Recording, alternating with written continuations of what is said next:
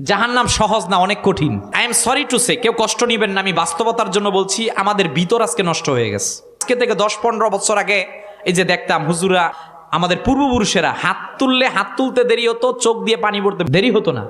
আজকে আমরা দিনকে দিন যায়, রাতকে রাত যায়, আমাদের চোখ দিয়ে পানি পড়ে না। What is the reason? কারণ কি?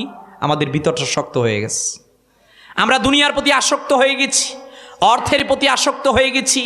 আল্লাহর নাম শুনলে ভালো লাগে না, মসজিদের আজান শুনলে ভালো লাগে না, দুরূদ শরীফ পড়তে ভালো লাগে না, কেমন জানি শয়তানের পথে আমাদেরকে চলতে ভালো লাগে। ওয়াইলুল লিকুল্লি হুমাজাতিল লুমাজা, আল্লাহ বলছেন ধ্বংস, ওয়াইল।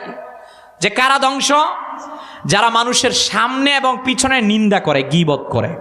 আল্লাযী জামা মালা ওয়া আদ্দাদা, যে সম্পদ জমা করে রাখে এবং সেই সম্পদকে বারবার গণনা করে।